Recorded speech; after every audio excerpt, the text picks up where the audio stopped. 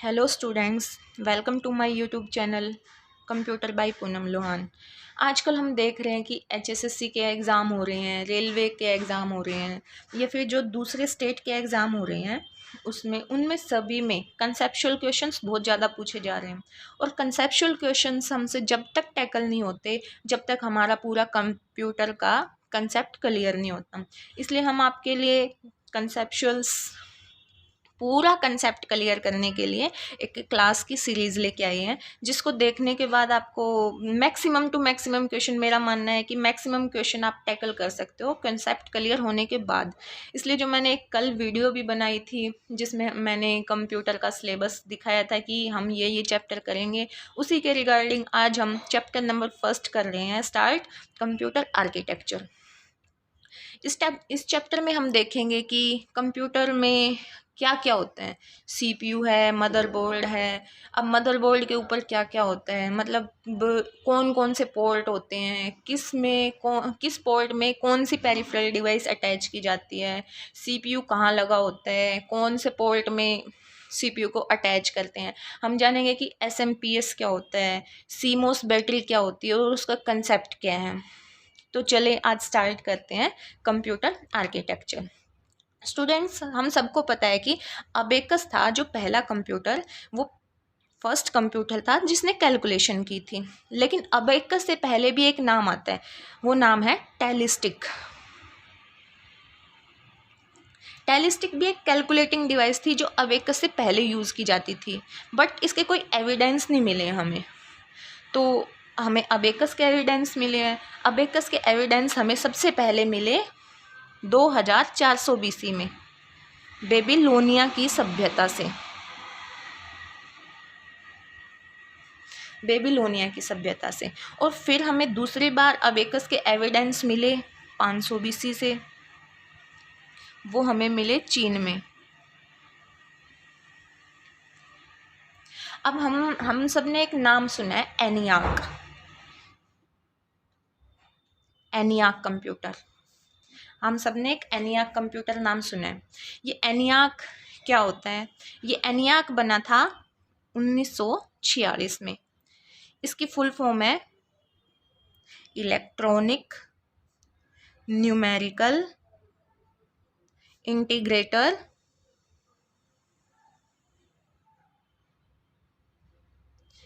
And computer.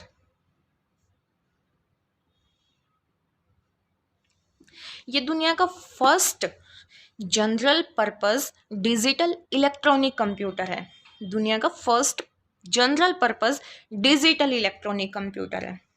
आज का जो डिजिटल कंप्यूटर है, जो हमारा स्मार्टफोन है, पीसी है, लैपटॉप है, जो जिसका भी हम यूज़ करते हैं, वो सभी जो 1946 में एनियाक बना था उसी पे बेस है। पीसी है, लैपटॉप है, स्मार्टफोन है, जो आजकल जो हम डिजिटल कंप्यूटर के रूप में जो भी इस्तेमाल कर रहे हैं, वो सभी एनियाक के बेस पे है।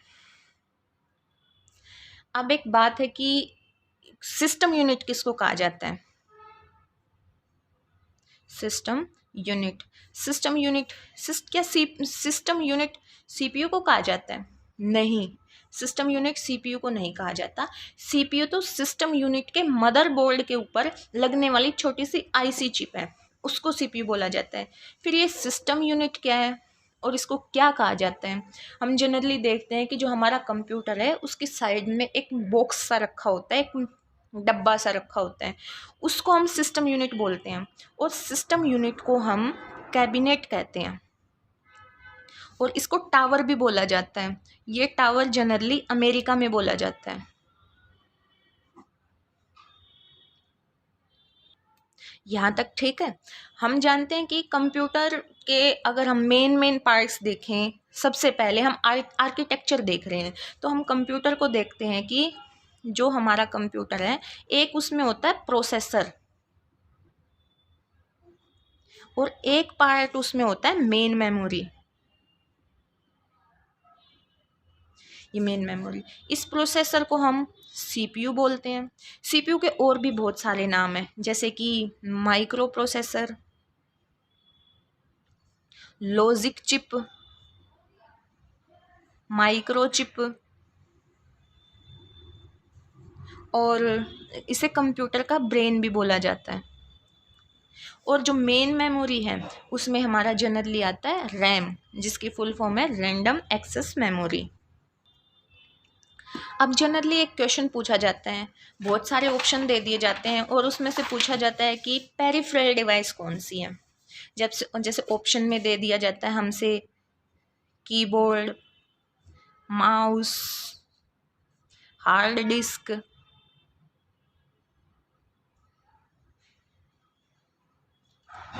ये सब हमें ऑप्शन में दे दिए जाते हैं और पूछा जाता है कि इनमें से पेरिफेरल डिवाइस कौन सा है। पेरिफेरल डिवाइस, तो हमें देखना होगा कि पेरिफेरल डिवाइस बोलते किसको है। पेरिफेरल डिवाइस उसको बोलते हैं या तो इनपुट डिवाइस हो, या फिर आउटपुट डिवाइस हो, या फिर स्टोरेज डिवाइस हो। बेशक से इनपुट डिवाइस हो या आउटपुट हो या स्टोरेज डिवाइस हो, सभी को पेरिफेरल डिवाइस बोला जाता है। जैसे कीबोर्ड है, इनपुट है तो ये भी पेरिफेरल है। माउस है, इनपुट है, ये भी पेरिफेरल डिवाइस है। हार्ड डिस्क है, हार्ड डिस्क क्या है, स्टोरेज। हार्ड डिस्क हमारा स्टोरेज डिवाइस का काम करता है, तो ये भी हमारी पेरिफेरल डिवाइस है। अब जैसे आ गया प्रिंटर, प्रिंटर क्या है, हमारी आउटपुट डिवाइस, तो ये भी पेरिफेरल डिवाइस है। तो पेरिफेरल डिवाइस उसको बोलते हैं, चाहे डिवाइस इनपुट हो, आउटपुट हो या स्टोरेज हो, डिवाइस कुछ भी हो उसको पेरिफेरल डिवाइस बोला जाता है। अब हम देखते हैं कि जो हमारा सिस्टम यूनिट है, मान लो ये हमारा सिस्टम यूनिट है, ये हमारे सिस्टम यूनिट, इसके अंदर क्या होता है, एक हार्ड डिस्क होती है।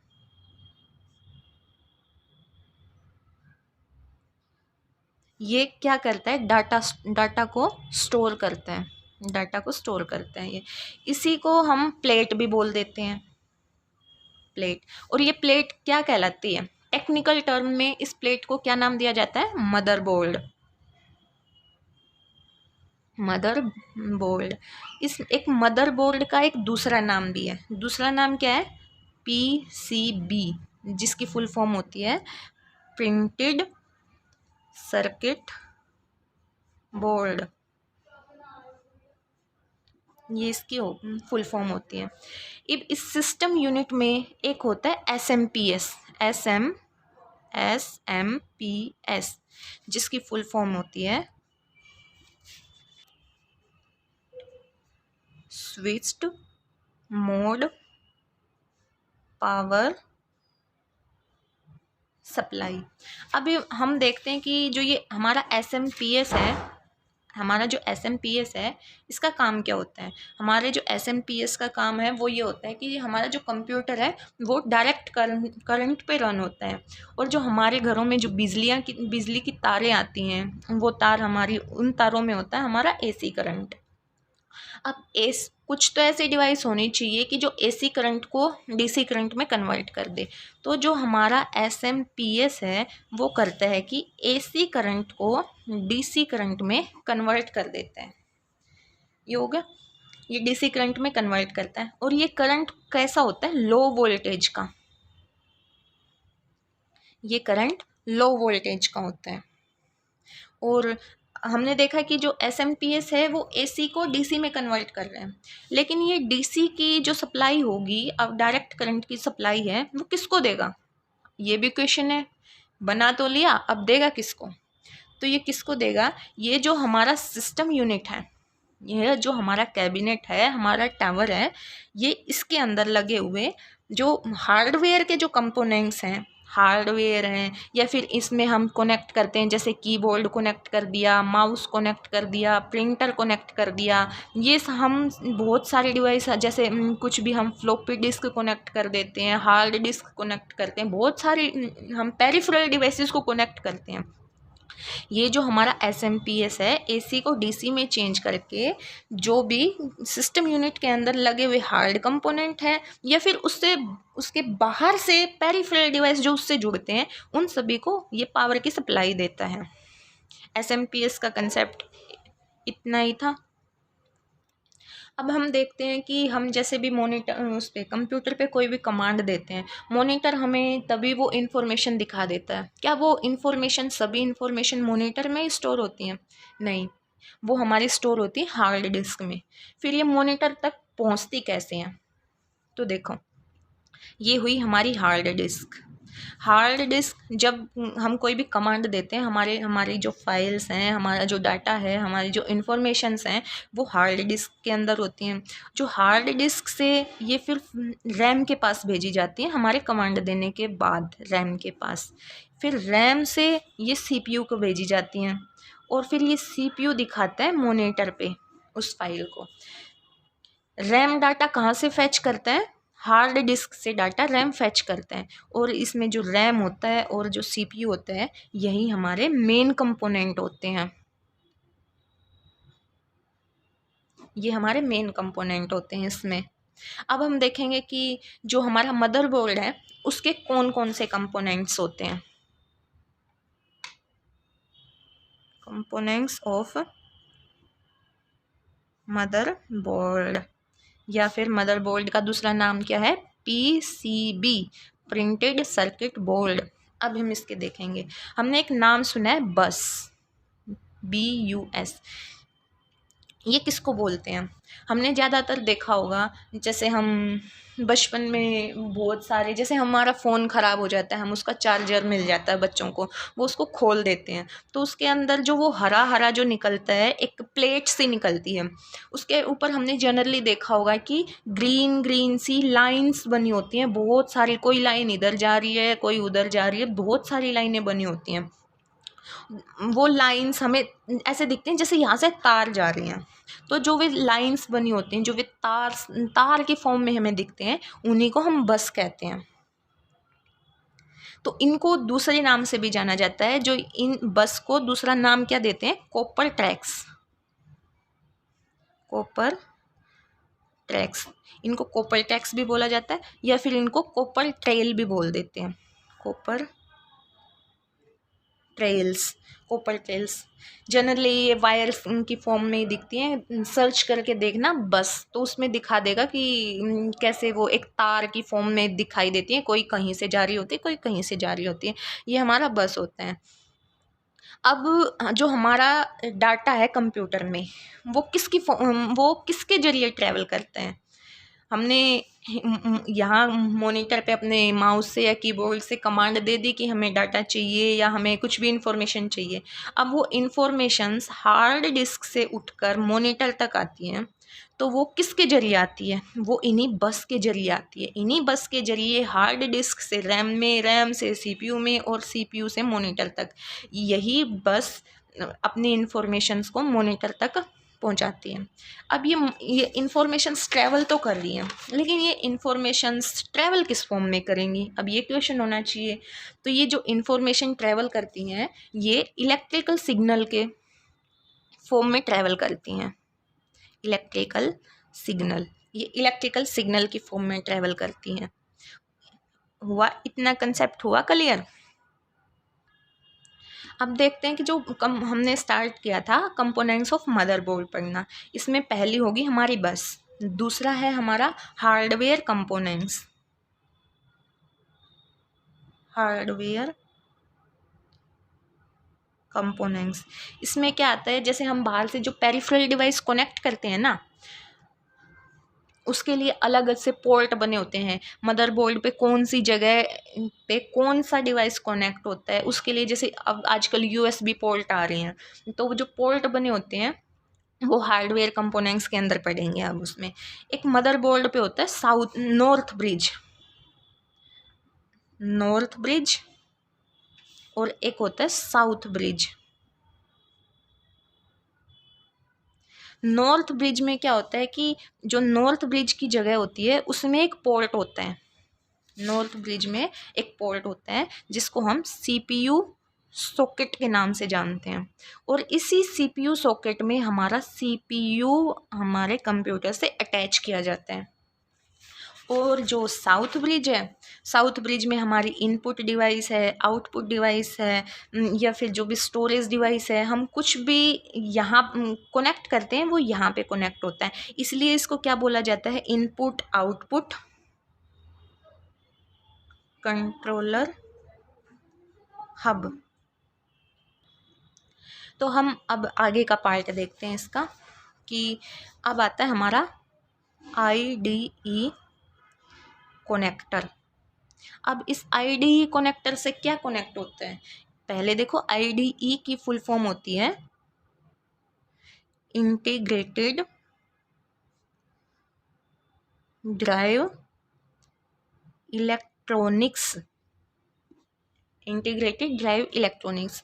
अब हम जैसे कंप्यूटर में कोई हार्ड डिस्क अटैच करते हैं बाहर से, जैसे पेन ड्राइव है, डोंगल है, हम कुछ भी स्टोरेज डिवाइस बाहर से कनेक्ट करते हैं तो मदरबोर्ड से कनेक्ट होगी वो, तो जो कनेक्ट कर किसके थ्रू कनेक्ट किया जाता है, वो IDE कनेक्टर के थ्रू उसको कनेक्ट किया जाता है।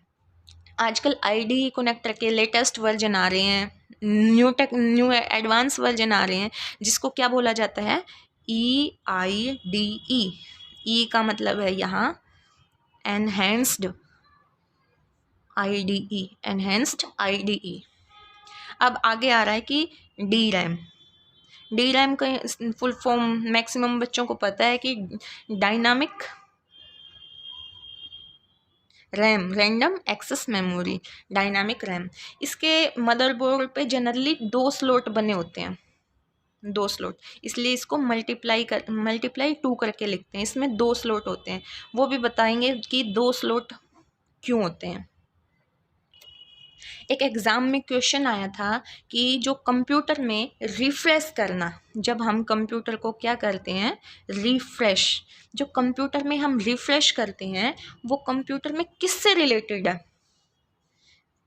किससे रिलेटेड है, तो इसका आंसर है कंप्यूटर को रिफ्रेश करना रैम से रिलेटेड है। हमारी जो मेमोरी है रैम, रैंडम एक्सेस मेमोरी, इससे रिलेटेड होता है रिफ्रेश करना। और अगर रैम में भी पूछे तो डी रैम से रिलेटेड होता है। इतना हो गया। जो आजकल हमारे फ़ोन आ रहे हैं, हम देख रहे हैं कि जैसे पहले क्या आता था, 2 GB की रैम आती थी, फिर 4 की आने लगी, फिर 6 की आने लगी, फिर 8 की आने लगी। क्या कभी क्वेश्चन आया कि 7 GB की रैम क्यों नहीं आई अब तक? 7 GB की रैम आ जानी चाहिए थी। उसका रीज़न है कि जो हमारा कंप्यूटर है वो बाइनरी सिस्टम पे काम करता है, बाइनरी नंबर पे काम करता है, जिसको हम 0 और 1 की फॉर्म में लिखते हैं। तो ये कितने मेथड हैं लिखने के, इसको 2।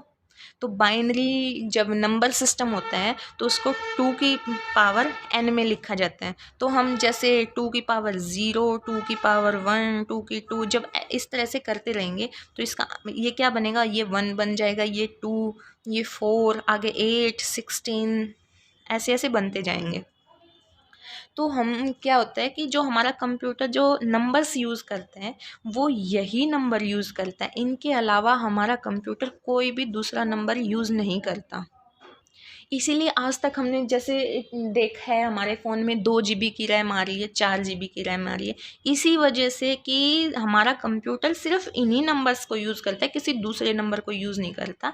यही रीज़न है कि आज तक हमने देखा कि 2 GB की रैम मिली है, 4 की आई है, 6 की आई है, 7 की क्यों नहीं आई, सीधी 8 की आ गई। यही रीज़न है कि देखते हैं, देखो जैसे हमने देखा 2 GB रैम, अब 2 इसमें है, तो हम अभी मैंने बताया था कि जो हमारा रैम होता है उसके लिए 2 स्लॉट बने होते हैं मदरबोर्ड पे।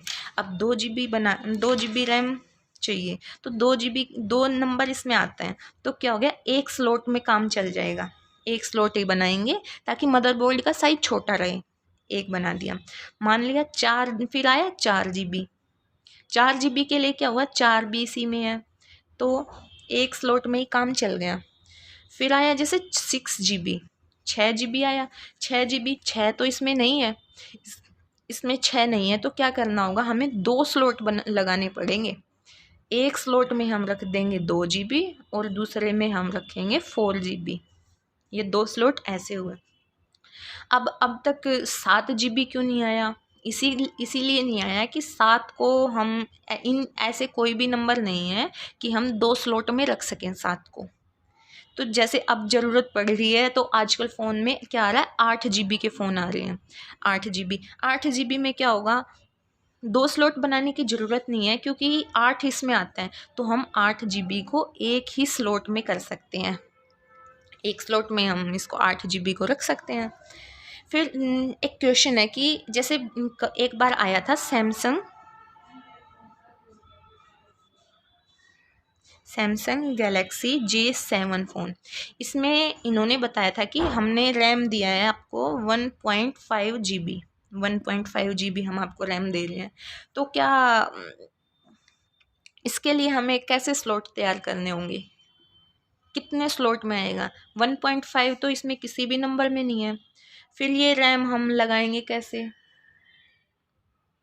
तो इसके लिए देखते हैं मतलब इसमें कितने स्लॉट लगेंगे। क्वेश्चन ये है कि जब हम सैमसंग गैलेक्सी J7 में 1.5 GB रैम दे रहे हैं तो वो कितने स्लॉट में आएगा? इसका आंसर है वो 2 स्लॉट में आएगा। कैसे आएगा वो देखो। जैसे देखो ये हुआ 1 GB प्लस 1/2 GB। 1 GB में कितना हो गया, 1024 MB। और हाफ GB में कितना हुआ, 512 MB। अब हमें पता है कि 512 यहाँ आता है, 2⁹9 में आता है 512। तो हम यहाँ 2 स्लॉट लगा लेंगे, फर्स्ट और ये सेकंड। इसमें रख देंगे 1 GB और इसमें रख देंगे 512 MB। इस तरह से हमारा रैम तैयार हुआ था 1.5 GB का। अब मदरबोर्ड में एक आगे आता है 20 पिंस ATX पावर कनेक्टर। अब ये क्या होता है? ये होता है कि जैसे जो SMPS है, SMPS ने हमारी AC को DC में कन्वर्ट कर दिया, और वो जो मदरबोर्ड के ऊपर जो भी हार्डवेयर कंपोनेंट्स लगे हुए हैं उनको, और जो हम बाहर से जो पेरिफेरल डिवाइस कनेक्ट करेंगे उन सभी को वो पावर सप्लाई देते हैं। लेकिन ये पावर सप्लाई स्टार्ट कहाँ से होती है, ये क्वेश्चन है।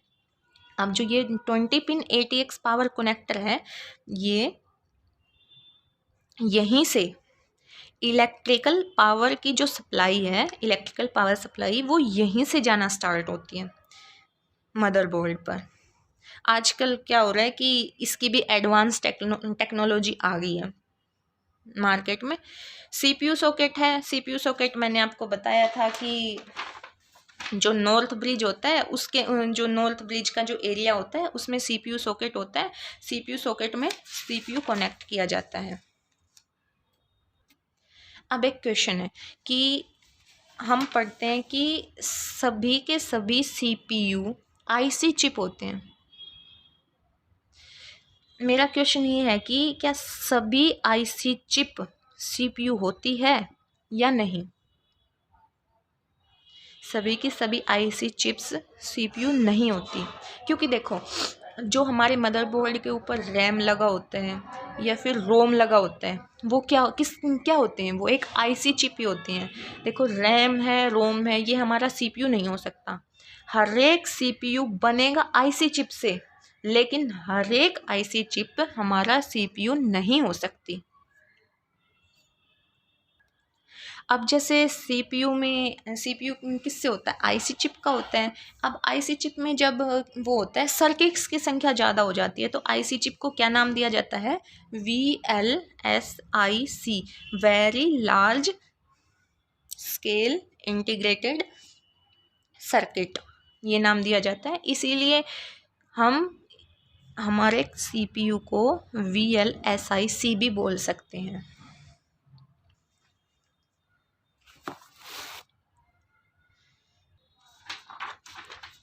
अब देखो हम जानते हैं कि जो हमारा कंप्यूटर है उसके CPU के 3 पार्ट होते हैं। एक है ALU, दूसरा होता है कि कंट्रोल यूनिट, और तीसरा होता है memory unit.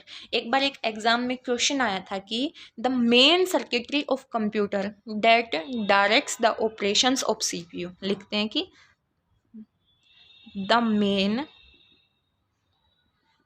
Circuitry of computer that directs the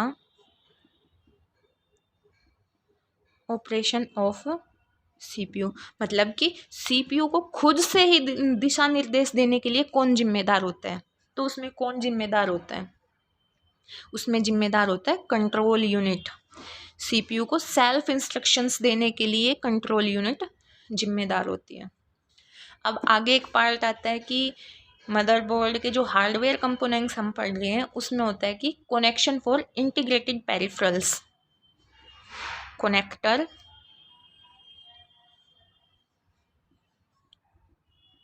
for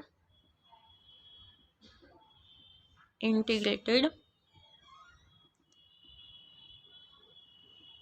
peripherals. आजकल क्या आ रहा है, इसकी जगह पे यूएसबी कनेक्टर आ रहे हैं। पहले आता था मतलब इसी के अंडर में आ रहे हैं कनेक्टर फॉर इंटीग्रेटेड पेरिफेरल्स। अब जैसे हम जो बाहर से पेरिफेरल डिवाइस कनेक्ट करते हैं वो यूएसबी केबल के थ्रू हम कनेक्ट करते हैं, तो उसमें देखते हैं कि पेरिफेरल डिवाइस तो हम जान चुके हैं कि क्या होता है, इनपुट आउटपुट या स्टोरेज। कोई सी भी डिवाइस हो वो पेरिफेरल डिवाइस ही कहलाती है। अब आजकल सब कुछ यूएसबी से कनेक्ट हो रहा है, लेकिन पहले क्या होता था, कीबोर्ड को और माउस को कनेक्ट करने के लिए अलग से पोर्ट आता था, PS2 पोर्ट। PS2 पोर्ट आता था जिसमें कितनी क्या होता था, 6 पिन लगी होती थी।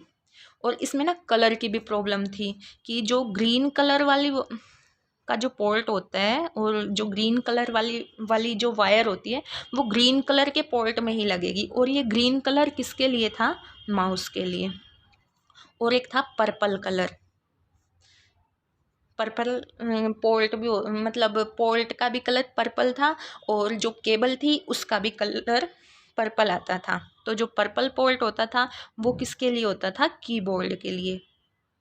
अगर हम ये एक दूसरे में अटैच कर देंगे, कीबोर्ड को ग्रीन में कर देंगे, पर्पल को माउस में कर दें, तो ये नहीं चलता था। ये जो बहुत सारे पहले की टेक्नोलॉजी अच्छी नहीं थी, तो उसी को आजकल अपडेट करते करते एडवांस हो चुके हैं। तो अब सब कुछ क्या होता है कि यूएसबी से होता है। अब हमें ये नहीं देखना पड़ता कौन सा हरा है कौन सा पीला, जबकि आजकल तो कलर आ ही नहीं रहे क्योंकि सब एक जैसा ही हो गया। अब कोई सी भी चाहे कीबोर्ड की जो वायर होती है उसको किसी भी पोर्ट में लगा दो कनेक्टर वाले में, वो अटैच हो जाएगी। लेकिन पहले ऐसा नहीं होता था। जो यूएसबी कनेक्टर आ रहे हैं आजकल, जो यूएसबी वायर हैं हमारे फ़ोन की चार्जर्स में भी होती है, उसमें क्या होता है 4 पिन का कॉन्सेप्ट होता है। इनमें पहले था 6 पिन का। अब हमने बहुत सुना है कि सीमोस बैटरी क्या होती है। CMOS battery. CMOS battery. अब सीमोस की फुल फॉर्म देखते हैं ये क्या होता है। Complemental metal oxide semiconductor. Semiconductor CMOS की फुल फॉर्म होती है कॉम्प्लीमेंटल मेटल ऑक्साइड सेमीकंडक्टर। अब हमारे कंप्यूटर में ये सीमोस बैटरी क्या काम करती है, कैसे काम करती है, ये हम देखेंगे। उससे पहले एक क्वेश्चन है कि जो हमारा कंप्यूटर है वो कंप्यूटर हम जैसे पावर बटन दबाते हैं, स्टार्ट करते हैं, जो स्टार्टअप प्रोसेस होती है, जैसे हमें उसमें क्या लिखा हुआ आता है जब हम स्टार्ट करते हैं, HP आता है, डेल लिखा हुआ आता है। मतलब जिस भी चीज़ की, इंटेल का कंप्यूटर है तो इंटेल आता है। तो मतलब जो स्टार्ट की जो प्रोसेस है, स्टार्टअप प्रोसेस में हमें क्या कुछ दिखेगा, जो स्टार्टिंग की जो प्रोसेस है वो कौन सी मेमोरी में रखी जाती है? तो मेमोरी में रखी जाती है रोम में, रीड ओनली मेमोरी। ये रोम में इसलिए रखी जाती है क्योंकि ये हम चेंज नहीं कर सकते। ये कंपनी के, जैसे एक बार क्या हुआ था यूपी में, ये दिया था जो योगी ने लैपटॉप बांटे हैं बच्चों को, उसमें क्या हो रहा है कि जब कंप्यूटर को स्टार्ट करते हैं तो उसमें क्या दिखता है, योगी की और मोदी की फ़ोटो दिखाई देती है। वो फ़ोटो इन्होंने रोम के अंदर भी एक प्रोग्राम होता है बायोस नाम का इस प्रोग्राम में डाली हुई है, ताकि उसको कोई भी चेंज नहीं कर सकता। वो जब भी बच्चे उसको खोलेंगे वो दिखेगा ही दिखेगा। जो स्टार्टअप प्रोसेस होती है वो रोम के अंदर होती है, उसमें हम कोई भी छेड़खानी नहीं कर सकते। अब मैंने बताया कि जो रोम है, रोम के अंदर बायोस नाम का एक प्रोग्राम होता है। बायोस की फुल फॉर्म होती है बेसिक इनपुट आउटपुट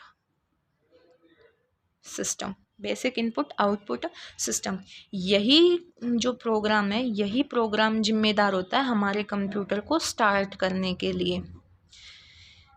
दूसरे शब्दों में बोला जाए तो जब हम कंप्यूटर का पावर बटन प्रेस करते हैं, कंप्यूटर को ऑन करते हैं, तो हमारे कंप्यूटर में जो फर्स्ट प्रोग्राम है, कौन सा प्रोग्राम है वो जो फर्स्ट सबसे पहले रन होता है, तो सबसे पहले रन होने वाला जो हमारा कंप्यूटर में फर्स्ट प्रोग्राम है वो होता है बायोस, जिसकी फुल फॉर्म है बेसिक इनपुट आउटपुट सिस्टम।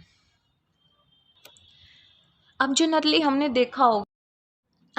आपने देखा होगा कि जो हमारा वो होता है, मान लो आज हमने अब अपने लैपटॉप को या पीसी है जो कुछ भी है, हमने अब उसको बंद कर दिया, हम कल इसी टाइम उसको ऑन करेंगे, तो हमने ऑफ कर दिया, शट डाउन कर दिया। इसका मतलब क्या है, हमने उसको पावर सप्लाई देना बंद कर दिया, हम उसको कोई भी पावर सप्लाई नहीं दे रहे। फिर भी हमारे लैपटॉप को, पर्सनल कंप्यूटर को कैसे पता चलता है कि एक दिन बीत गया, उसका डेट और टाइम कैसे चेंज होता है। हम उसको अगर एक सप्ताह बाद खोलेंगे तो वो एक सप्ताह बाद की डेट एंड टाइम दिखाएगा। तो इसके पीछे कौन जिम्मेदार होता है, कौन उसको बताता है कि इतने दिन बीत गए, जबकि हम तो उसको कोई पावर सप्लाई नहीं दे रहे। ये सब हम पढ़ेंगे नेक्स्ट क्लास में। आज के लिए बस इतना ही। धन्यवाद।